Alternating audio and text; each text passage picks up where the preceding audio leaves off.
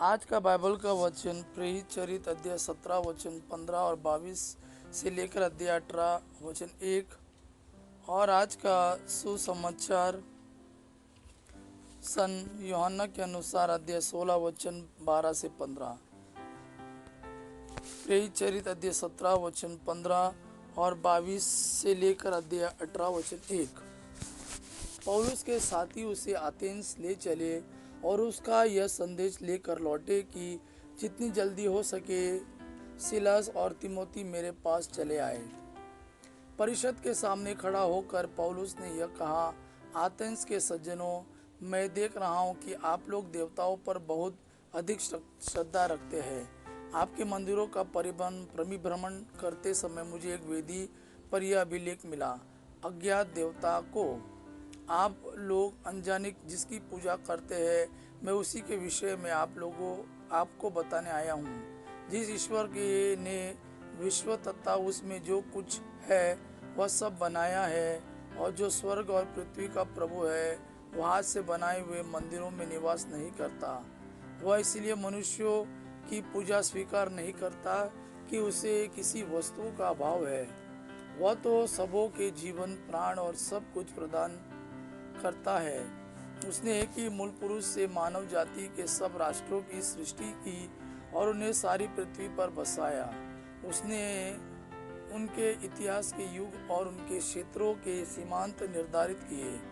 यह इसलिए हुआ कि मनुष्य ईश्वर का अनुसंधान करे और उसे खोजते हुए संभवतः उसे प्राप्त करे।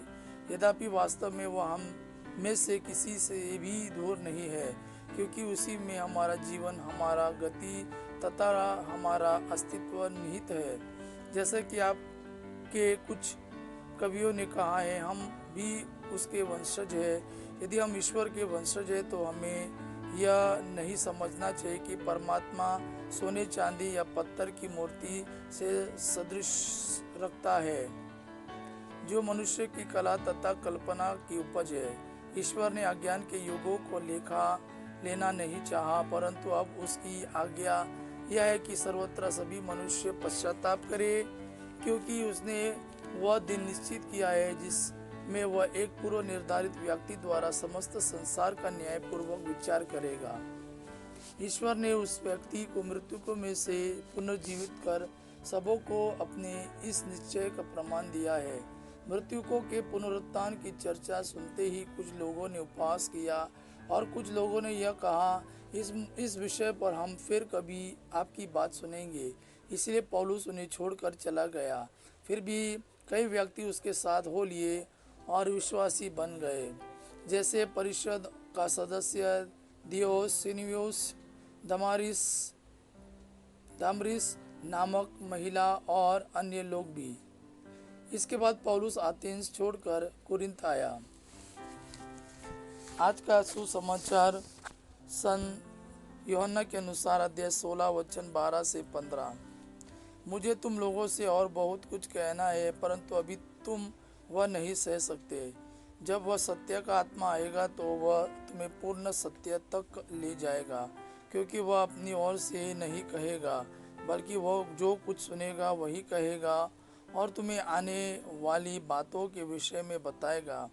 वह मुझे महिमा वर्णित करेगा, क्योंकि उसे मेरी ओर से जो मिला है वह तुम्हें वही बताएगा। जो कुछ पिता का है वह मेरा है, इसलिए मैंने कहा है कि उसे मेरी ओर से जो मिला है वह तुम्हें वही बताएगा। यह प्रभु का वाणी है। प्रभु को धन्यवाद।